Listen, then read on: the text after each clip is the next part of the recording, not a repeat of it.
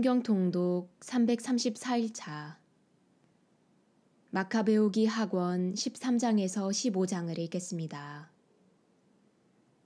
성부와 성자와 성령의 이름으로 아멘. 하늘에 계신 우리 아버지, 아버지의 이름이 거룩히 빛나시며 아버지의 나라가 오시며 아버지의 뜻이 하늘에서와 같이 땅에서도 이루어지소서. 오늘 저희에게 일용할 양식을 주시고 저희에게 잘못한 일을 저희가 용서하오니 저희 죄를 용서하시고 저희를 유혹에 빠지지 않게 하시고 악에서 구하소서. 아멘. 마카베오기 학원 13장 149년에 유다와 그의 군사들은 안티오코스 에우파토르가 군대를 거느리고 유다 땅에 쳐들어오는데 그의 후견인이며 행정을 맡은 리시아스도 함께 온다는 사실을 알게 되었다.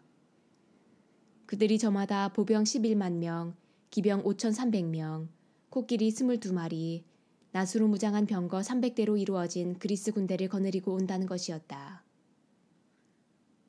그때의 메넬라우스도 그리스 군대와 어울려 매우 교활한 말로 안티오코스를 부추겼다. 그것은 조국을 구하려는 것이 아니라 대사제직에 재임명되려는 속셈에서 한 일이었다. 그러나 임금들의 임금이신 분께서는 안티오코스가 이 악한에게 분노를 터뜨리게 하셨다. 그리하여 메넬라우스가 모든 환난의 원인이었다는 리시아스의 말을 들은 안티오코스는 그 자를 베로이아로 끌고 가서 그쪽 지방의 관습에 따라 처형하라고 명령하였다. 거기에는 높이가 50페키스 되는 탑이 있었는데 그 탑은 재로 가득 차 있었다. 그 위에 둘러쳐진 난간은 어떠한 방향에서든 재 속으로 가파르게 기울어져 있었다. 성물을 훔치는 죄나 그 밖에 가증스러운 범죄 행위를 저지른 자들은 모두 그 속으로 밀어 떨어뜨려 죽였다. 변절자 메넬라우스도 땅에 묻히지 못하고 그러한 운명 속에 죽게 되었는데 그것은 매우 당연한 일이었다. 그는 거룩한 불과 재가 있는 제단에 대하여 많은 죄를 지었으므로 재 속에서 죽음을 맞이한 것이다. 임금은 자기 아버지 때보다 더 악랄하게 유다인들을 다루겠다는 야만스러운 생각을 해오고 있었다. 이 보고를 받은 유다는 그 어느 때보다도 바로 지금 주님께서 도와주셔야 한다고 밤낮으로 주님께 탄원하라고 백성에게 명령하였다. 그들이 율법과 조국과 거룩한 성전을 곧 빼앗기게 되었던 것이다. 유다는 또 최근에야 잠시 숨을 돌리게 된 이 백성이 하느님을 모독하는 이교도들의 손에 넘어가지 않게 해주시도록 탄원하라고 하였다. 사람들은 다 함께 그렇게 하였다. 그들은 사흘 동안 눈물을 흘리고 단식하며 땅에 엎드려 자비하신 주님께 끊임없이 간청하였다. 유다는 그들을 격려하며 준비를 하라고 지시하였다. 원로들과 따로 의논한 뒤에 유다는 임금의 군대가 유다 땅에 쳐들어와서 도성을 점령하기 전에 자기들이 먼저 나가서 하느님의 도우심으로 결판을 내기로 결심하였다. 그리고 그 결과를 온 세상의 창조주께 맡기고 군사들에게 법과 성전과 도성과 조국과 생활 양식을 위하여 죽기까지 고결하게 싸우라고 격려한 다음 모데인 근처에 진을 쳤다. 그는 하느님의 승리라는 표어를 군사들에게 정해준 다음 가장 뛰어난 젊은이들로 이루어진 정병을 데리고 밤중에 임금의 처소를 습격하여 적진에서 2,000명가량을 죽이고 선봉 코끼리와 그 위에 타고 있는 병사도 찔러 죽였다. 마침내 그들은 적진을 공포와 혼란으로 몰아넣고 승리를 거둔 다음에 철수하였다. 유다가 그 일을 끝낸 것은 날이 밝아올 무렵이었다. 그것은 그를 도와주신 주님의 보호 덕분이었다. 임금은 유다인들이 대담하다는 것을 체험하였으므로 전략을 써서 그들의 거점들을 점령하려고 시도하였다. 그래서 그는 유다인들의 튼튼한 요새 베추르로 진격하였으나 격퇴되고 다시 공격하였지만 패배하였다. 그때의 유다는 성 안에 있는 이들에게 필수품을 들여보내주었다. 그런데 유다인들의 군대에 속한 로도코스라는 자가 적군에게 비밀을 누설하였다가 발각되어 붙잡히고 감옥에 갇혔다. 임금은 다시 베추르 주민들과 교섭을 벌여 화친을 맺은 다음 거기에서 물러갔다. 그러고 나서 또 유다와 그의 군사들을 공격하였으나 상황이 악화되었다. 그뿐 아니라 자기가 행정을 맡긴 필리포스가 안티오키아에서 반역하였다는 보고를 받고 당황하여 유다인들을 불러 그들에게 양보하고 그들의 모든 권리를 보장해 줄 것을 맹세하였다. 그들이 동의하자 그는 희생제물을 바쳐 성전에 경의를 표하고 그곳에 선심을 베풀었다. 또 마카베우를 받아들이고 헤게모니데스를 프톨레마이스에서 게라에 이르는 지역의 총독으로 세운 뒤 프톨레마이스로 갔다. 그러나 프톨레마이스 주민들은 그 조약에 화가 나 있었다. 사실 그들은 너무나 분개하여 그 협정을 폐기시키려고 하였다. 그래서 리시아스가 연단에 올라 최선을 다하여 설명한 끝에 그들을 설득하고 진정시켰다.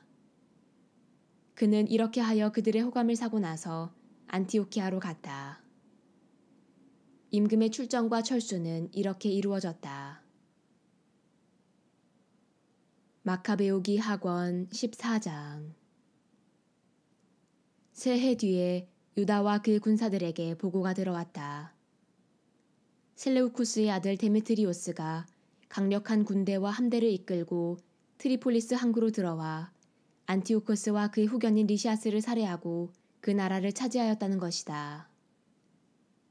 그때에 알키모스라는 자가 있었는데 전에 대사제로 있으면서 항쟁이 일어났을 적에 스스로 자신을 부정하게 만든 자다. 그는 어떠한 일을 하여도 구제되거나 다시 거룩한 재단에 접근할 수 없음을 깨닫고 151년경에 데메트리오스 임금에게 가서 금관과 야자나무 가지, 또 거기에다 관리적으로 성전에 봉헌하는 올리브나무 가지를 바쳤다. 그리고 그날은 아무 말도 하지 않았다. 그러나 데메트리오스가 그를 의회에 초청하여 유다인들의 태도와 생각이 어떠한지 묻자 알키모스는 자기의 어리석기 짝이 없는 계획을 추진할 이 좋은 기회를 놓치지 않고 대답하였다. 유다인들 가운데에서 마카베오가 이끄는 하시드인이라는 자들이 전쟁을 일삼고 폭동을 일으켜 왕국이 안정을 누리지 못하게 하고 있습니다. 그래서 저도 선조들의 영에 다시 말하자면 대사제직을 빼앗기고 지금 이곳에 온 것입니다. 그 이유는 첫째로 임금님의 이익을 진심으로 생각하기 때문이고 둘째로 제 동포들에 관해서도 염려하기 때문입니다. 저희의 온 민족은 앞에서 말씀드린 자들의 어리석음으로 적지 않은 불행을 겪고 있습니다. 임금님께서 이러한 사정을 자세히 아셨으니 모든 이에게 보여주신 그 인자한 관용으로 저희 지방과 곤경에 빠진 저희 백성을 생각해 주십시오. 유다가 살아있는 한 이 나라는 평화를 누릴 수 없습니다. 알키모스가 이러한 말을 마치자마자 유다에게 적의를 품고 있던 임금의 나머지 벗들도 데메트리오스의 화를 부추겼다. 데메트리오스는 곧바로 코끼리 부대의 장수 니카노르를 유다 지방 총독으로 임명하여 파견하면서 유다를 살해하고 그의 부하들을 해산시킨 다음 알키모스를 그 대성전의 대사제로 세우라는 명령을 내렸다. 유다를 피하여 달아났던 유다 지방의 이교도들은 유다인들의 불행과 재난이 곧 자기들의 번영이라고 생각하며 때를 지어 니카노르와 합세하였다. 유다인들은 니카노르가 울 뿐더러 이교도들까지 그와 합세하였다는 소식을 듣고는 머리에 흙을 뿌리고 당신의 백성을 영원히 세워주시고 친히 나타나시어 당신의 몫인 이 백성을 언제나 도와주시는 하느님께 간구하였다. 그러고 나서 지도자가 명령을 내리자 그들은 바로 그곳을 떠나 데사우라는 마을에서 적군과 마주쳤다. 유다의 형 시몬은 니카노르와 맞서 싸우게 되었는데 적군이 갑자기 들이닥치는 바람에 천천히 물러설 수밖에 없었다. 그러나 니카노르는 유다와 그의 병사들이 용감하고 조국을 위하여 맹렬히 싸운다는 말을 듣고 혈전으로 결판내기를 꺼렸다. 그래서 그는 포시도니오스와 테오도토스와 마타티아스를 파견하여 유다인들과 화친을 맺게 하였다. 지도자가 이 일을 충분히 검토하여 병사들에게 알려주자 모두 찬성하는 것으로 보였다. 그리하여 그들은 조약에 동의하였다. 양쪽 지도자들은 단독으로 만날 날을 정하였다. 양쪽에서 수레가 한 대씩 나와 자리를 마련하였다. 유다는 적군이 갑자기 배신할 것에 대비하여 적절한 장소에 무장한 병사들을 준비시켜 두었다. 그러나 회담은 순조롭게 이루어졌다.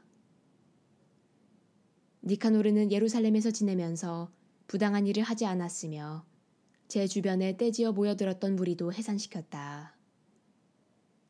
그리고 유다를 언제나 자기 앞에 있게 하였다. 이 사람에게 마음이 끌렸던 것이다. 그는 또 유다에게 혼인하여 자녀를 낳으라고 권고하였다. 그래서 유다는 혼인하여 자리를 잡고 평범한 삶을 살아갔다. 니카노르와 유다가 서로에게 호의를 가지고 있다는 사실을 안 알키모스는 그들이 맺은 조약서를 들고 데메트리오스 임금에게 가서 니카노르가 나라의 반역자인 유다를 후계자로 삼았으니 국책에 반대되는 일을 꾸민 것이라고 말하였다. 임금은 화가 났다.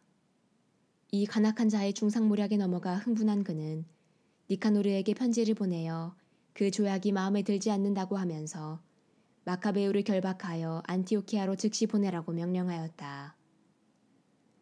이 명령이 니카노르에게 전해지자 그는 아무 잘못도 저지르지 않은 사람과 맺은 협약을 무효로 하게 된 데에 당황하고 슬퍼하였다.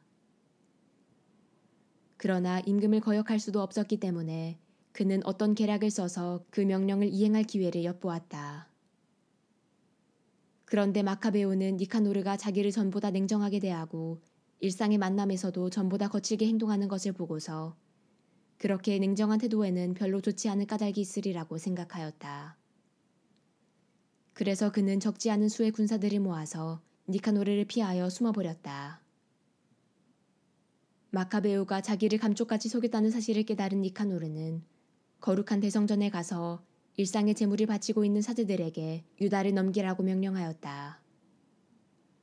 그러나 사제들은 맹세를 하며 니카노르가 찾고 있는 사람이 어디에 있는지 모른다고 하였다. 그러자 니카노르는 성전을 향하여 오른손을 쳐들고 이렇게 맹세하였다. 너희가 유다를 결박하여 넘기지 않으면 나는 이 하느님의 성역을 땅바닥까지 무너뜨리고 제단을 허문 다음 여기에 디오니소스를 위하여 찬란한 신전을 짓겠다. 이러한 말을 하고 그는 떠났다.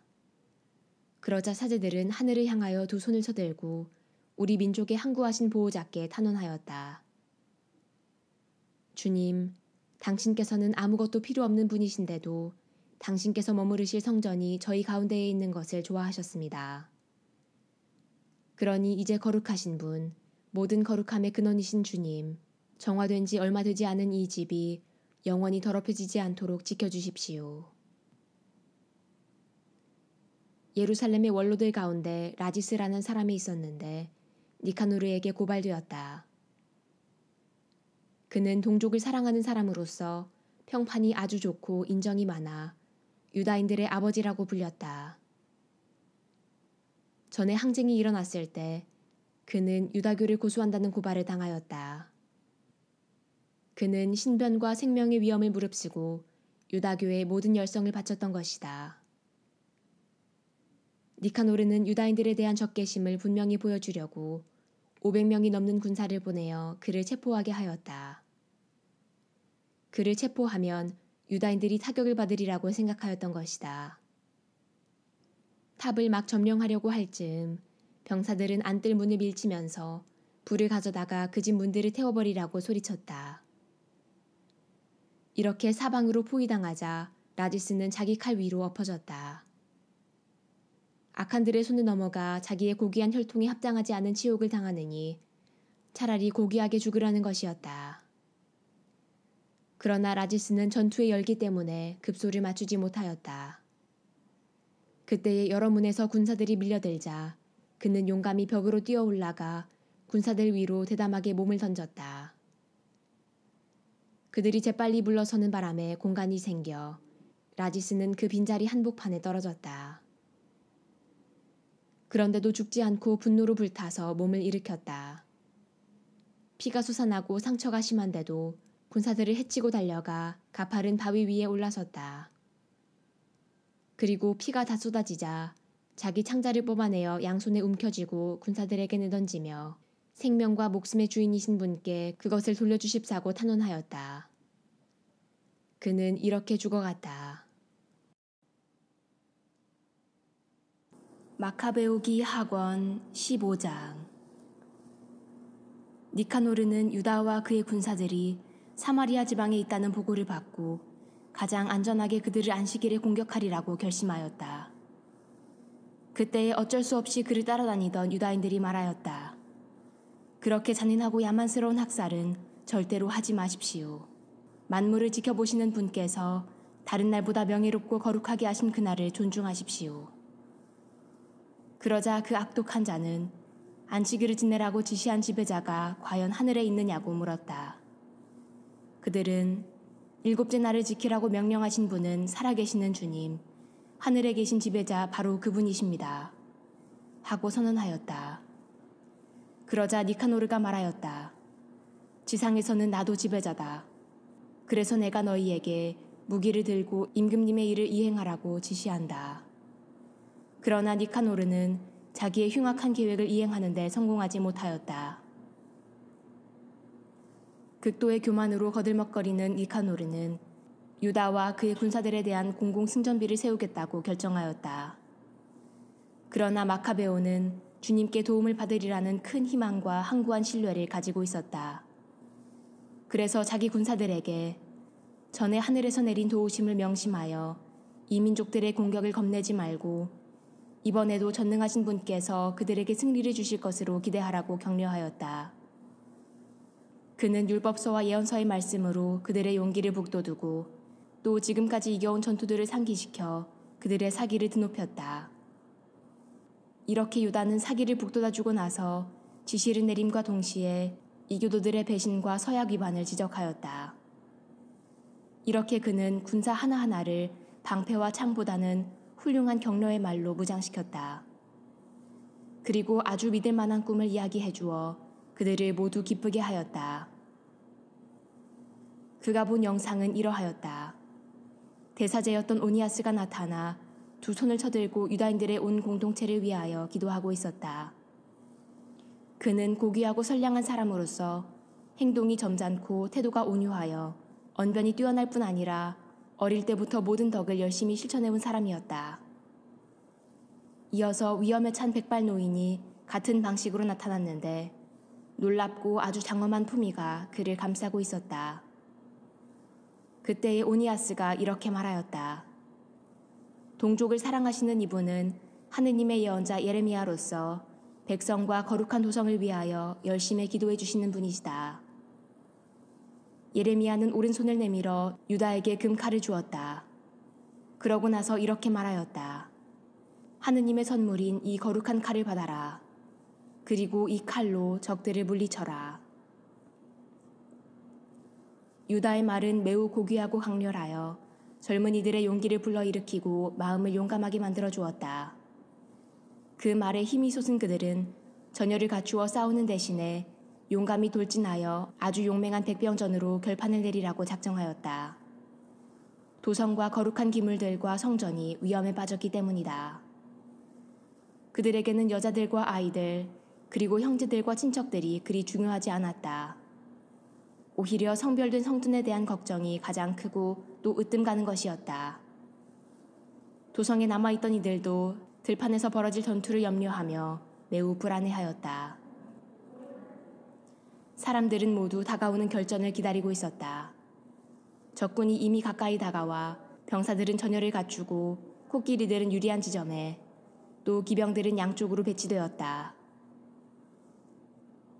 눈앞의 대군과 갖가지 무장과 사나운 코끼리들을 본 마카베오는 하늘을 향하여 두 손을 쳐들고 기적을 일으키시는 주님께 탄원하였다.